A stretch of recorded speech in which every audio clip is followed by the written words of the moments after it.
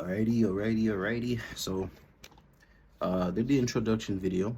Ricardo once again. I need to do better in introducing myself. Ricardo once again here. Nah, that's a terrible introduction. That's alright. We'll get it back. Ricardo here. Already did the introduction video to the whole page in general and everything in general. So right now we're gonna jump straight into the reaction video that I said I was gonna do in the first video. But this is gonna be it right here. We are going to react to the Great Explained. Um, the Great Art Explained. I'm sorry. Video on the Mona Lisa. If you don't know about the Great Art Explained, it's an amazing YouTube channel that you should definitely check out. They explain great art, exactly what it says. They have a lot of videos going on, and yeah, I use it kind of like a study guide, just to learn more about art. So if you're an art lover, you're definitely gonna love it too. So definitely check them out. And with that said, we're gonna jump into the video. Due to the fact I'm not recording this on my computer, like a kind of like a streaming setup kind of thing, it's more gonna be me editing it. So when I have one phone set up and I have this phone set up to record me, we'll figure out the intricacies later. But right now I'll put it together how I can. Hopefully it looks good. But we're gonna get started. I'm gonna play the video now. Whoa. Some people are disappointed when they first see the most famous painting in the world. At first glance, it doesn't have the wow factor that other paintings in the Louvre have. It lacks drama. But if we can ignore the hundreds of people that surround her, if we can turn down the volume and just push the off button for a second, what we actually see is a quiet, contemplative portrait. A portrait that is the greatest psychological portrait ever painted.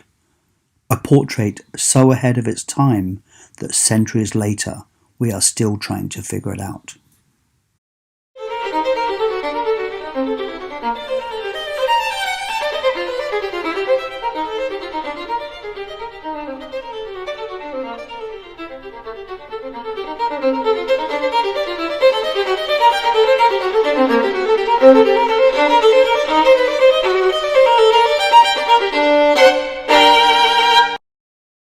In 1517, the French king, King Francis I, offered Leonardo a job, court painter and engineer and architect to the king. Leonardo, now in his 60s, moved to the Chateau of Amboise in France and never went back to Italy. He brought with him dozens of sketchbooks like these, but just one painting, the Mona Lisa. Leonardo knew how important it was. He knew it was a masterpiece. Mona Lisa is the end product of the greatest inquisitive mind in history, a self-made man with a voracious appetite for knowledge, a man who dedicated himself to the study of anatomy, geology, and philosophy. For Mona Lisa, he used a thin-grained piece of poplar tree and applied an undercoat of lead white. Leonardo painted with glazes that had a very small amount of pigment mixed with the oil. So how dark you want your glaze to be depends on how much pigment you use. He used more like a wash, which he applied thin, layer by layer. Here you can see two colours of contrast.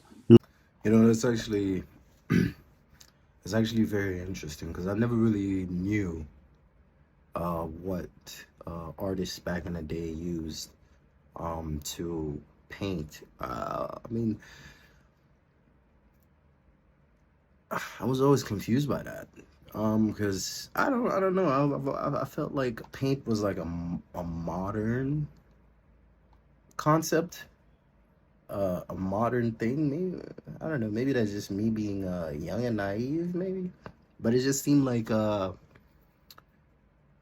was just like, where they get paint from? Because from all I know about the old times, back in the days times, most of the houses were made of clay and stuff, and even the ones that were made of brick was just bricks, right?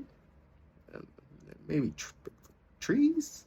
I don't know. Maybe I am naive. Maybe I need to explore more. Maybe I need to learn a little bit more about the world.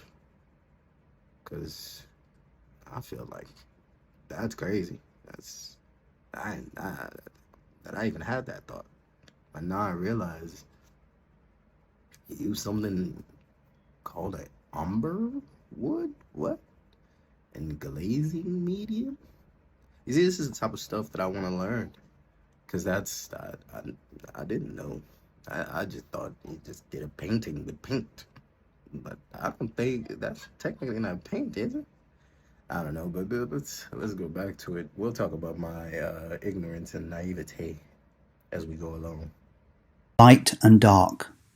When you apply glaze over both of them, you can see it starts to unify the contrast, but also brings depth and luminosity. The lead white undercoat reflects the light back through his glazes, giving the picture more depth and, in essence, lighting Mona Lisa from within. As we move around the painting, that light shifts around. He used tiny, almost invisible brushstrokes applied super slowly over months, or in Mona Lisa's case, years. By contrast, on her skin, the brushstrokes were applied in an irregular way, and that makes the grain of the skin look more lifelike. All of these techniques, pioneered by Leonardo, bring the painting to life. Actually, let's start with what she's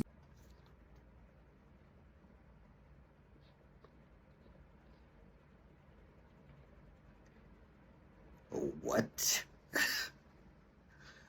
Wait, listen, yeah, this is not a joke. I am not overreacting, but what?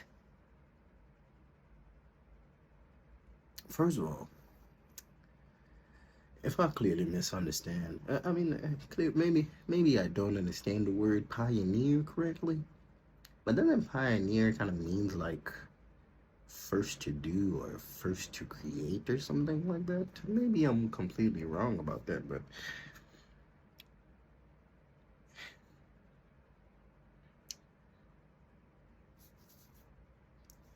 listen, I'm all for creativity. I'm all for creativity, and I have a belief that creativity comes from a different realm. I think that actually, like, this is from a dream I had. Don't judge me, okay? But I believe that there's actually blocks of information that's going through the air, right? And our mind acts as a receiver. Now, depending on what plane you're on, like with yourself, you're able to pick those blocks off in your head, in your brain, and translate them into ideas. And I don't know what type of mindset this guy was on to create this. Cause I'm thinking the Mona Lisa was made in like, I don't know, maybe 3 months, 5 months. But that's my ignorant, non-knowing young mind. You feel me? I'm not even that young, man. I'm 29 years old. Listen, that's just stupidity right there. You feel me? This man took years. That maybe I misheard. This man took years to even create the skin. And all right, let's get back into this video because I'm talking. Yeah, no, okay. not wearing. When was the last time you employed a professional photographer? The answer is usually a wedding or a prom. What were you wearing in your prom photo? Your best clothes? Your best jewellery? Of course. Being painted by one of the most celebrated and in-demand painters of the day is your chance to really show off. And yet Mona Lisa is stripped of all the usual high-status symbols.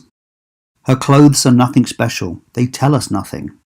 Instead of the usual flamboyant, expensive outfits we usually see in commissioned portraits of the aristocracy, hers are pretty simple for a wealthy woman.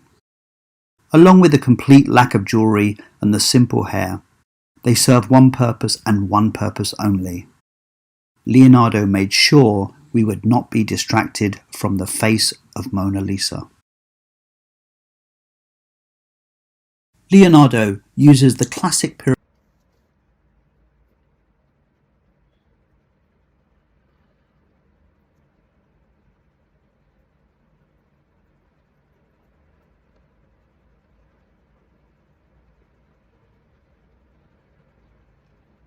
Intelligence. Intelligence. Now, if you don't know, the face of Mona Lisa is almost the most important part. Almost. I'm not saying that it is because we just found out her skin took years. No, I'm not even gonna say 3 years. Seems like it took years. But her face is the most distinctive to the normal people that just look at the art. Because apparently, once you dive deeper, there's something crazy going on. But her face smiles and frowns, depending on where you look at it, the way you look at it. So,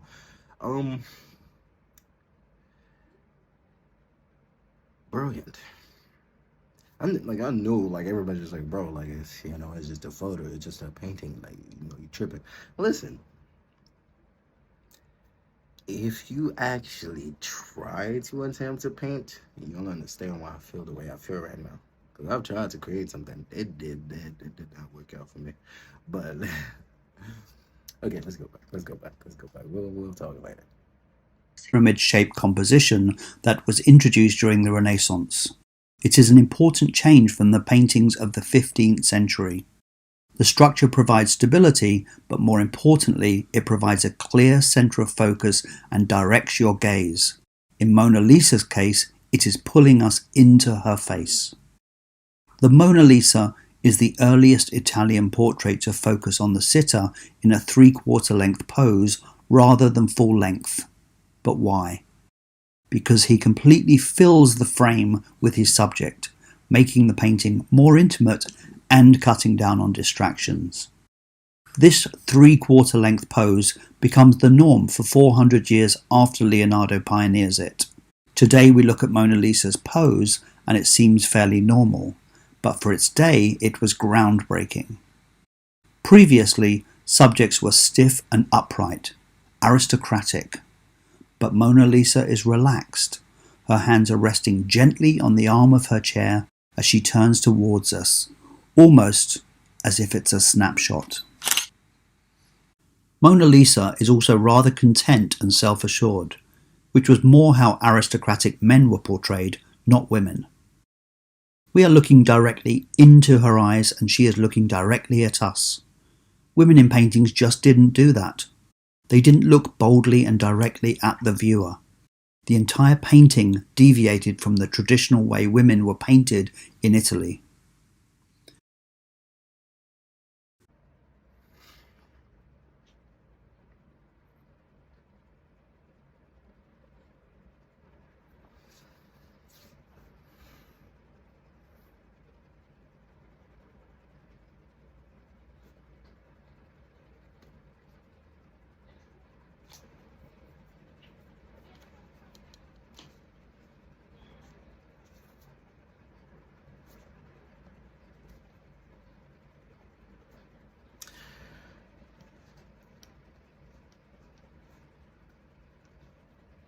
Portraits were usually drawn with an open sky as the background, a monotone background, or a simple room.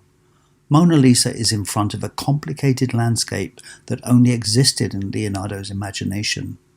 Paintings of this period had both the subject and the background in sharp focus, whereas the background of the Mona Lisa seems to fade or become more blurred and out of focus the further from the subject it extends.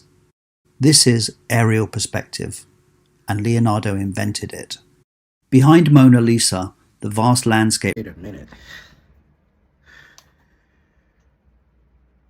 Wait a minute. Wait a minute. Wait a minute. Wait a minute. First of all, you're telling me that Leonardo da Vinci created linear, not even linear, my bad, aerial perspective, depth of field. I say this all the time. Sometimes I feel like my eyes are cameras. Because when I see something,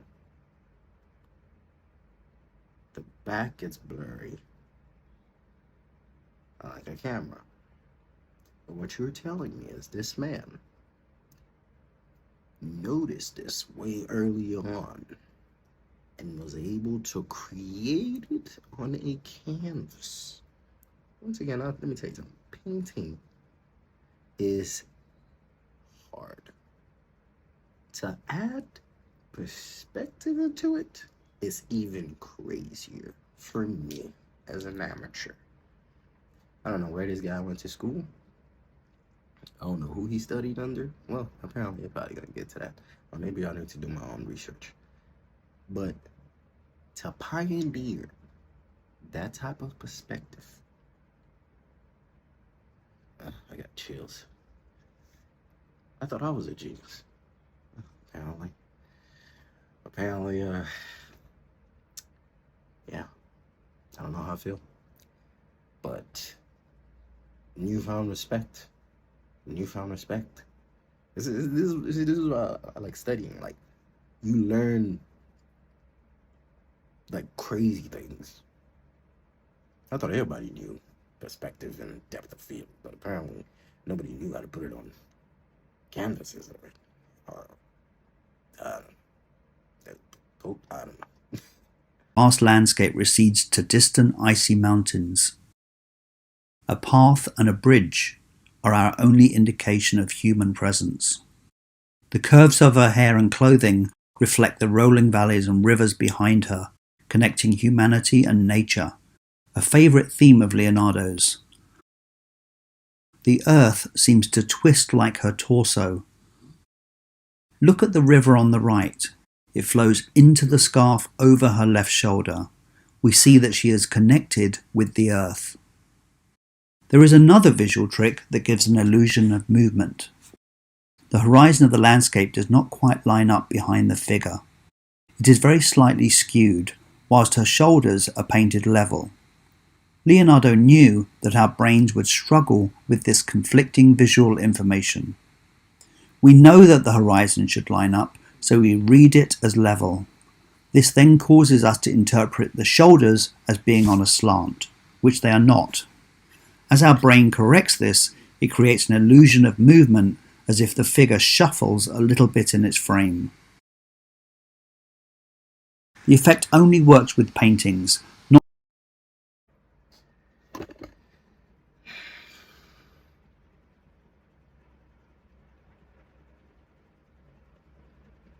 So this guy created the first Jiffy. GIF, GIFs, GIFs, Jiffies, Giffies, GIFs, GIF, GIF, whatever you want to call it. He created the first GIF, the first GIF, the first Giffies, the first GIF, I don't know what you want to call it. But he basically created it, but in real life. Brilliant. That's all I can say. Just brilliant. And it kind of pisses me off a little bit. Because it's like, I need that. I wish I could, I don't know. These guys just out here inventing perspective and jiffies before technology even happened. That's like the pyramids. I don't know, man. And people want me to believe aliens didn't exist. Who was giving this guy this information? I don't know. I feel like somebody had a time machine, just went back in time and told them, hey, this is how you make a GIFs, like GIF, a Giphy, whatever we call that word. Because this is brilliant. Like, you have to understand, like, this is brilliant.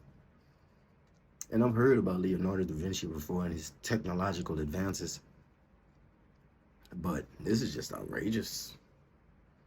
And this is like a small factor to him. He does even crazier things. Good Lord. Genius. Not sculptures or real life, since the elements of perspective and light and shadow are fixed in a painting and don't change. They look the same no matter from what angle you look at it. It's a real phenomena, but not unique to this painting. The first technique he invented was sfumato, meaning smoky. Sfumato is a blending technique for softening the transition between colours to make sure there are no sharp, unnatural lines. Through layers and layers of those thin, semi-transparent glazes, he blended everything sfumato style, his brushstrokes so subtle as to be invisible to the naked eye. In essence, the sfumato technique takes painting one stage further. It allows us to look at a painting the way our eyes work tonally. It allows depth of field never seen in a painting before Mona Lisa. We can see what a master of the sfumato he was when we look at the shading around Mona Lisa's eyes. The other technique he invented is chiaroscuro, from the Italian for light dark, where he contrasts prominent shades of light and dark to create the illusion of three-dimensional forms. Seeing Mona Lisa for the first time 500 years ago must have been astonishing. Then there is the smile that pulls everything together. Before, during, and long after the Renaissance, artists did not paint their subjects smiling. When you think about it, portraits are generally very serious. It's easy enough to smile for a few minutes, but not for the weeks, if not months, it takes to paint a portrait. Leonardo kept her happy, though, by employing musicians and jesters. Look at her for a while. Really look into her eyes. First she is smiling, and then she's not. The smile comes and goes as we scan the face, but when we look away, the smile lingers. When Leonardo was perfecting Lisa's smile, he was spending his nights in the morgue, peeling the flesh off cadavers and exposing the muscles and nerves underneath. He became fascinated by how a smile works and analysed every possible movement. We're not just gonna go past that like he didn't just say that.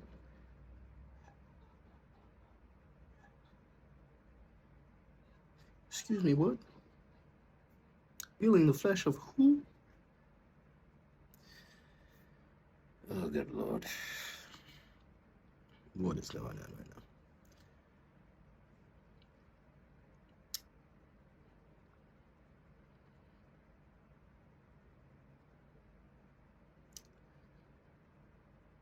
Okay. We're just gonna act like we didn't hear that, so we're just gonna go forward and just go on to the next. So, nothing happened here, okay? Of each part of the face, working out the origins of every nerve that controls every facial muscle. We can see this research in his anatomical drawings. Here we see puckered lips, pouting lips, the muscles that move the mouth. Then almost forgotten at the top of this page is a simple drawing of a gentle smile, sketched lightly in black chalk. Even though the fine lines at the end of the mouth turn down slightly, the feeling is that the lips are smiling. This simple anatomical drawing is the beginning of Mona Lisa's smile. Astonishingly, Leonardo already knew from his optic studies that light rays do not come to a single point in the eye, but instead hit the whole area of the retina. And this is the key to her enigmatic smile. In the year 2000, Dr. Margaret Livingston, a Harvard neuroscientist, discovered that Mona Lisa's smile comes and goes because of how the human visual system is designed, not because the expression is ambiguous. She explained that the human eye has two distinct regions for seeing the world. A central area called the fovea is where people see colours, read fine print and pick out details. And the peripheral area surrounding the fovea is where people see black and white, motion and shadows. When we look at a face, we spend most of the time focused on the other person's eyes. So when a person's centre of gaze is on Mona Lisa's eyes, the less accurate peripheral vision is on her mouth. And because peripheral vision is not interested in specific details, it also picks up shadows. That was crazy, because I literally just did that. I focused on her eyes and her smile went away. Then when I looked at her lips, she was smiling. That's scary. Knowing exactly, knowing how things are operating in this instance, knowing the meaning and learning, cough, and learning about it's blowing my mind as it's happening. That's amazing. From Mona Lisa's cheekbones. This is where both his sfumato and chiaroscuro techniques come into their own. As we look into her eyes, the shadows and tones suggest the curvature of a smile. But when your eyes go directly to Mona Lisa's mouth, your central vision doesn't see the shadows, and she isn't smiling, smirking at best. We can prove this theory quite simply by staring directly into her eyes and think about how much she is smiling. Then scan back and forth between her eyes and her lips, and her expression changes. That is not your imagination. It is all to do with how we see, When I not look how at her we lips, think. she's not smiling. When I look at her eyes, she's The smiling. genius of Leonardo is that he Rewind understood backwards, this but I'm backwards. 500 years ago. The Mona Lisa became the most famous painting in the world, not just because of hype or chance, but because for 500 years viewers have been able to feel an emotional engagement with her. Before the Mona Lisa, portraits lacked mystery. Artists only represented outward appearances. Mona Lisa, however, is alive, a living, breathing woman with a soul. When you stand in front of the Mona Lisa, you are looking at more than just a portrait of an individual. You are looking at the accumulated knowledge of a genius who blended art, science, and magic to create a profound meditation on what it means to be human. Whether she is Mona Lisa, La Gioconda, or La Joconde, she is the face of a revolution in art.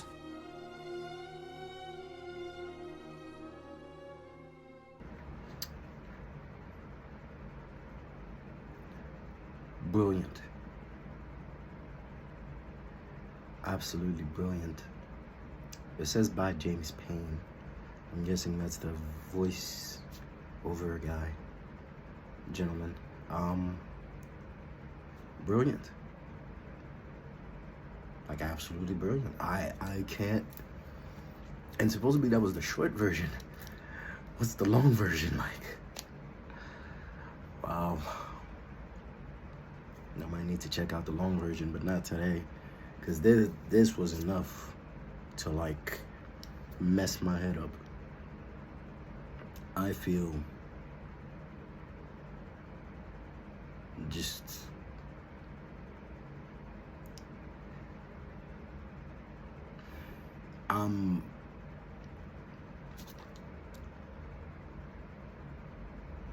it's you have to understand, man, like genius, being smart is cool.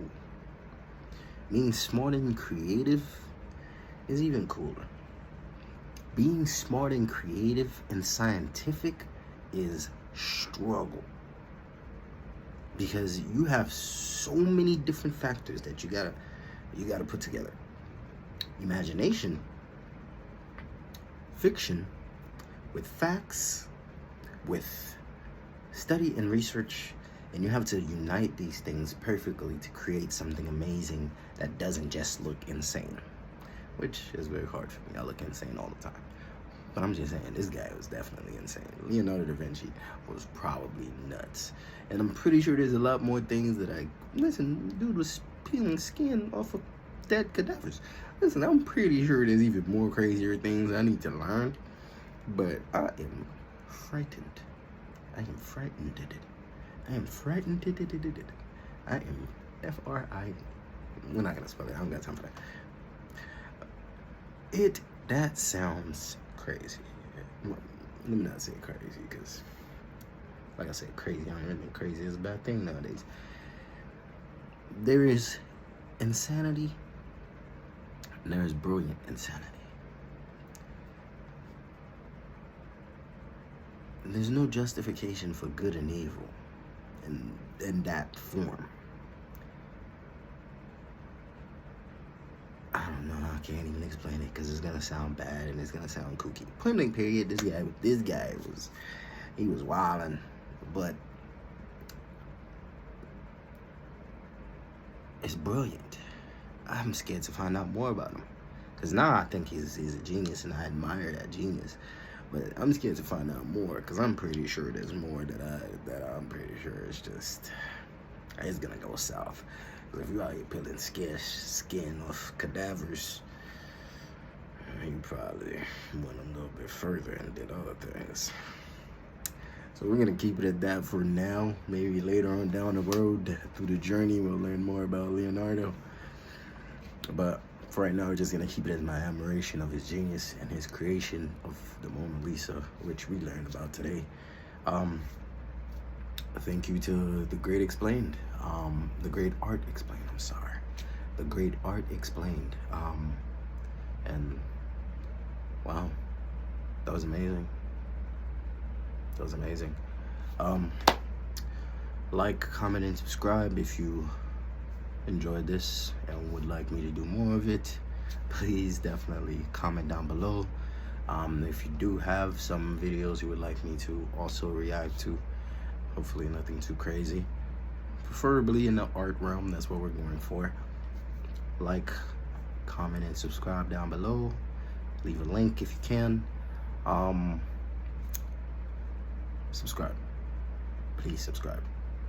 I can't say anything. If you want to support, help the dream become a reality, subscribe. If you want me to make more of these videos, subscribe, because subscribe.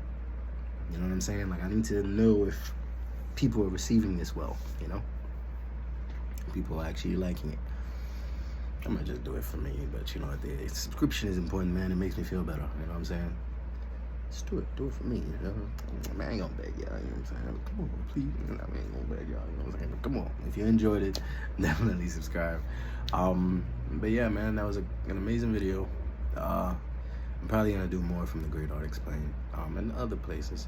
I also probably will do, like, I have an affinity. Is it an affinity, or I also have a love for, like, fashion shows and stuff, so I might actually do a reactions for one right after this. So you might see it up if you want to check that one out too. It's just gonna be me saying whether or not I like a dress or a shirt, you know, or if I just like the theme of it or the way that it looks. If it looks dope, like, yo, that's dope, that's mad creative, you know, stuff like that. Just you know, just a guy, you know, just, you know, liking things and talking about it in mannerisms. But with that said, thank you for watching. Subscribe. Have a good day. This has been Ricardo, aka Cough, aka Ricardo Cough. Still Ricardo.